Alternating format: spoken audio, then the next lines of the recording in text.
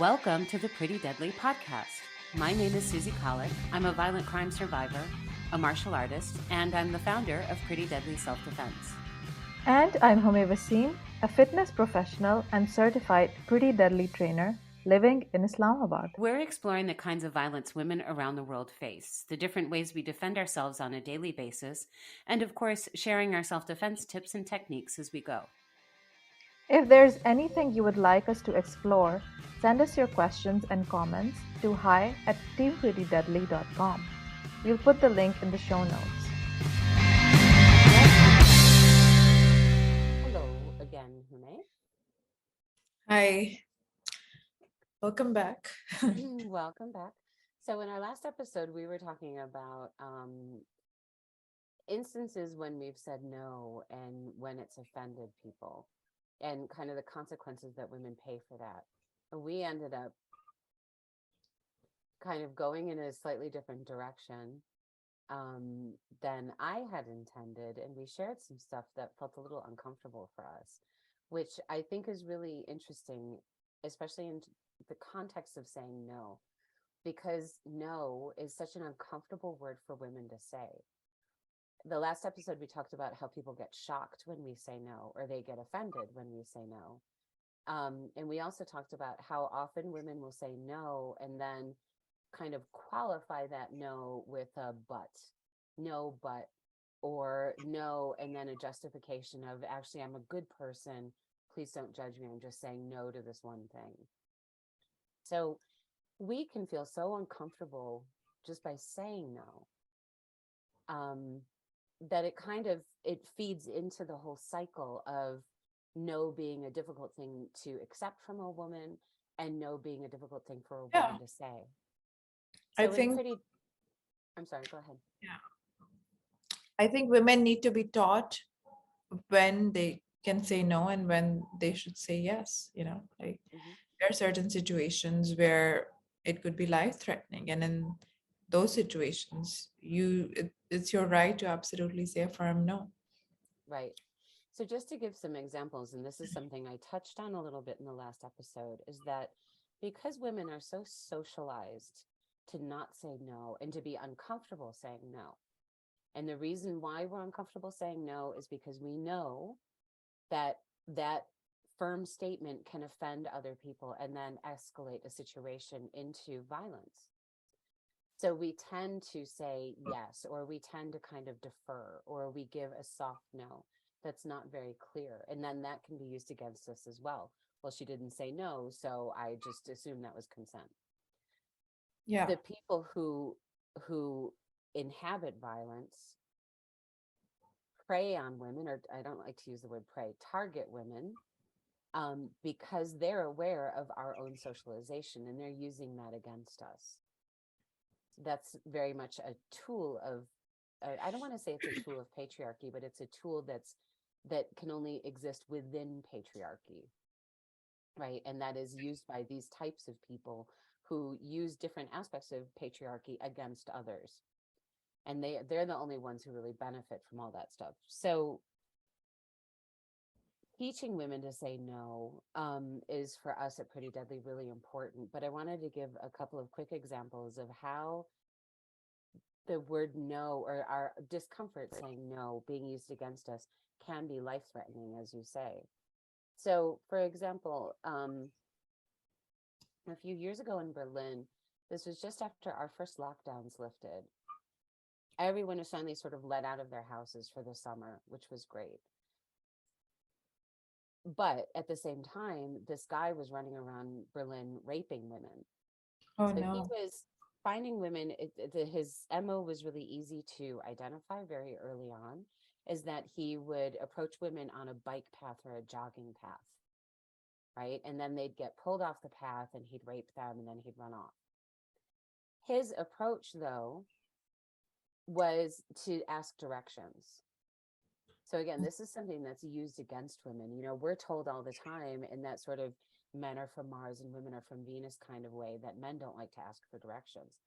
So you kind of figure on a very subconscious level, if a man approaches you asking for directions, he must be different he must be not one of these men are from Mars, women are from Venus, guy is right. So he must be a good guy because he's humble enough and open enough Yeah. to ask for directions. So, and we're also very socialized to help anybody who asks us for help, which they're also playing on. And that's what exactly what this guy was doing. If he said anything like, can I have something? He knows that a woman is more likely to say yes rather than no. Getting a woman to stop by asking directions and then maybe asking her for something is the time that he needed to be able to make contact and grab her and pull her off her path. It really reminds me of the no game, because one of the things that I asked one of my students while I was teaching the course, the Pretty Deadly course, was, can I borrow your phone? And she just said no. Like, she was very good at saying no. Right. So for our listeners, I want to explain the no game a little bit. So in pretty deadly courses, we use games as well as self-defense techniques to help practice all these different parts of our lives and our self-defense systems. Self-defense isn't necessarily for big violent events. It can be for small things too. But our first defense is always the word no. So we want women to feel comfortable saying no. And that takes practice because we're so socialized to not do that. Yeah. So the no game is actually the entire group in the class asking a series of what start out as extremely absurd questions. Like, let's do an example, Humay. So I'll ask you the question, right? Um, will you give me an elephant? No. Exactly. So that's the game. It's as simple as that. It's just going around and asking questions and the other person saying no. So we all get a chance. But we start with very, very absurd questions. And then we start changing the nature of those questions to be more of a demand, to be directional, to be the kinds of things that women actually get asked on a daily basis. So Yeah. that we can train It's a that very helpful muscle. for sure. Yeah. There's also a no meditation and a yes meditation. Oh, So I don't for know this. yeah, so you just keep saying yes, yes, yes, yes, yes over and over Like one of those bobblehead things. Like yes, again. yes, yes, Yeah. yes, yes. Yeah, this is for people who are very reluctant towards new events or experiences. Mm-hmm, So they want to teach them to say yes to, opportunities and stuff. mm-hmm, But on the flip side, we can also have a no game where we just say no, no, no, no, no. mm-hmm, If you're a person who's usually a pushover, I think that would mm-hmm. be a better game to play. I wonder what that would feel like as a meditation. I've never done that as a meditation, Yeah. just to say no over and over again. I would say it's a mantra more than a meditation, because you're Mm-hmm. just repeating the word. Right, right. Yeah. It's interesting because in the world of acting and improv and comedy, there's also, especially in improv, um, there's also the ideas of yes and no. So when you're practicing improv with partners, you want to get into the habit of saying yes, because that gives the other person something to build on. When you say no, you shut it down. It's because it's difficult to build on a no, Yeah. and you have to start getting really creative to get around it. So that's appropriate for those situations. That's not appropriate for real life, even though that's what happens in real life. I say no, and some very persistent creep now is going to get creative I think in finding ways to get around my no. I think generally saying yes is supposed to be the more positive thing, and Hmm. it gets you further in life. People like you more. That's Yes why and no. our guards are so down when, Right, someone like that creep in Berlin comes over right, to ask directions. right. Well, yes and no. I mean, I agree that I think we're told these things about saying yes, but I don't think that they're very true. um, Saying no is a fantastic way to also kind of get rid of the stuff you don't need. When I Yeah. was a girl in school, I had a social science teacher. I can't remember if it was social science or whatever he taught, but he gave a lesson. This was in my senior year in high school, and it's always stuck with me because I thought it was, I don't know, it just really resonated. He said, everything has a cost. If you decide to go left, then the cost of that decision is that you don't go right. So by cost, it doesn't mean price, it just means a cost. You do one thing because we live in a linear time frame. We can't do everything everywhere all at once. I just saw that movie. It was great. Yeah. I loved it. I got it.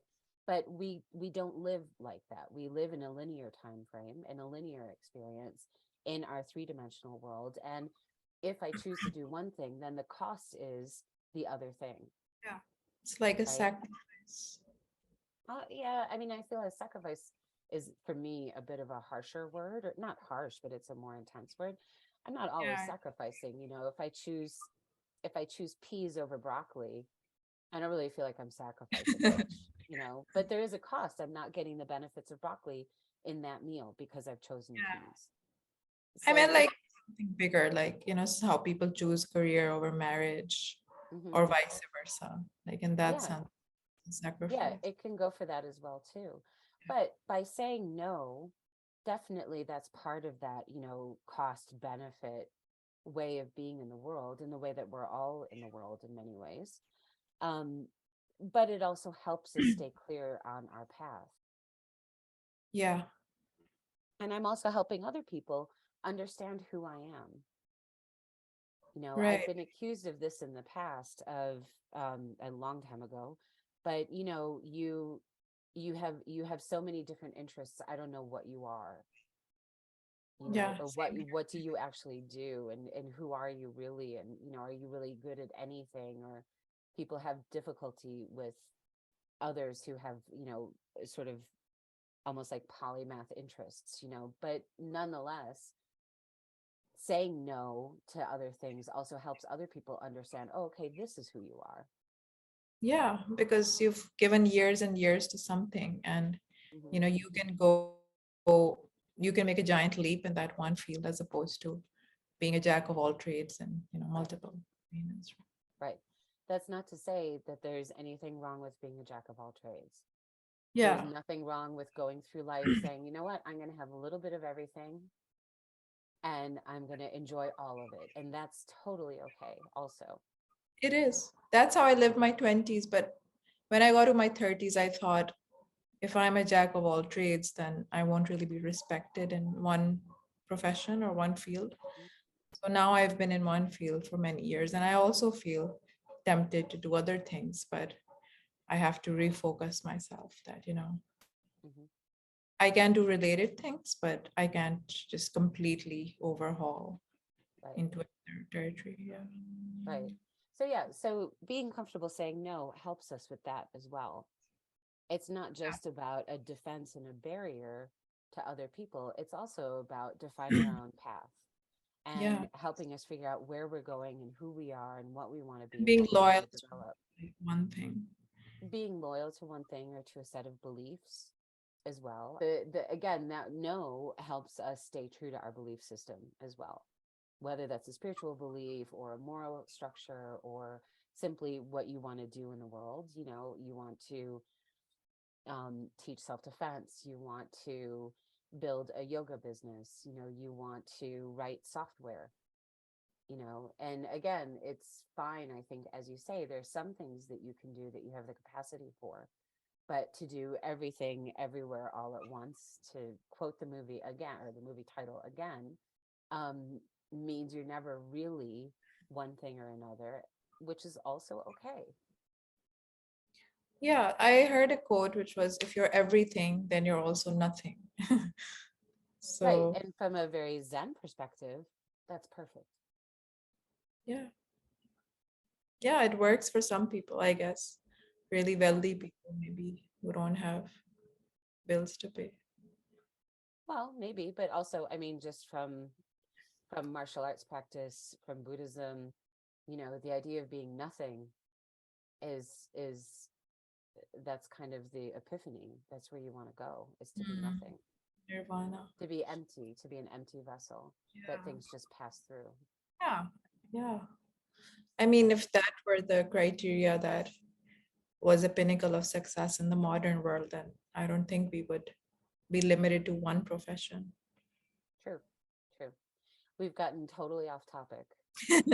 I was just Let's gonna say, let's go back a little bit to no. So some of the ways that we say no and Pretty Deadly, obviously no as a full stop, but we can also say no in the way of that doesn't work for me right now. Do yeah. you have any ideas as well? One I can think of is if someone proposes to you romantically.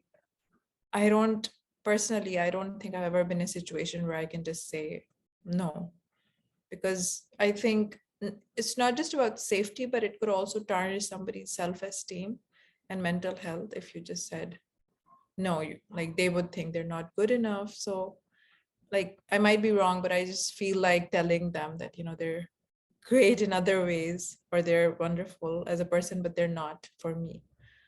So that's I just to soften the blow, I guess.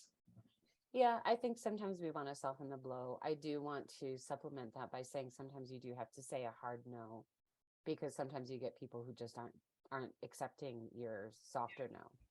Yeah, And you that's really have very to true. just say, no, I'm not interested in you. I don't want to date you. I don't want anything to do with you. Yeah, totally depends on the person. Yeah, If they're like a normal person, then they would agree. yeah, They would back off.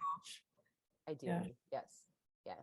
So other ways that we can say no is um that doesn't align with my focus right now or where I'm going with my life. So I like to use words like that's not a good fit or it's not in alignment with or that doesn't work for me. I find is a little more cavalier. So I'll use that maybe in a more casual situation. It's Um not you, it's me. The no, that class. I never use. Well, no, that's not true. I have actually used that. Um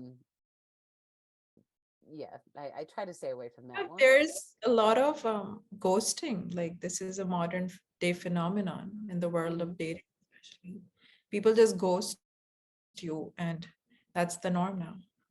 It is the norm, and I don't know how I feel about that in terms of dating. But there are some times where, another person feels that they've been ghosted, but actually you've clearly expressed to them, I'm ending this right now. Yeah, Romantically, I've used, I'm not feeling a romantic connection, yeah, that's a good one. or I might say something like, I'm trying to remember one that I used once with somebody. We have different goals. Our goals aren't aligned. Okay. This Yeah, doesn't seem like the right fit for and me. I think Or that is that's not a lie. yeah, it's not a lie. I mean, it's I'm not interested in lying to people, and I'm not always interested in hurting people's feelings. Sometimes Yeah. I don't care, but sometimes I do. Um, but it is, and that's, I mean, I have hurt people's feelings, and I feel bad about that. But at the same time, people have also hurt my feelings. It goes back and forth. Yeah. I feel saying no for women can be so difficult, um, as just a hard stop. But I think it's something that women would benefit from feeling more comfortable with. And men would benefit from learning to accept more. It would be a lot easier for me, definitely in my life, if I can just say no and not come up with excuses or find nicer ways to say it, knowing that the other person isn't going to get so offended and shocked, because a no is a no. It's not necessarily personal. I'm not shouting it in your face and rejecting you as a human, but I'm rejecting what you're offering. If you're offering yourself in a romantic situation, then it's a different story. But if you're offering, chocolate ice cream and I don't want any, then it's okay for me to say no. If you're offering me a job that I don't want, if you're offering me a salary that's less than what I think I should earn, and you keep insisting on that offer, at some point I'm going to say no. Yeah. It's not what I want. And I think that's the other part of no that I'd like to see more women get comfortable with, to say that's not what I want. Yeah. I mean, it's also a matter of self-respect. If you respect yourself, then you will say no. And I think when you respect yourself, you'll also respect the other person. You're listening to the Pretty Deadly Self Defense podcast, hosted on Acast and available on iTunes, Spotify, Audible, and our website at prettydeadlyselfdefense.com, and wherever you get your favorite pods.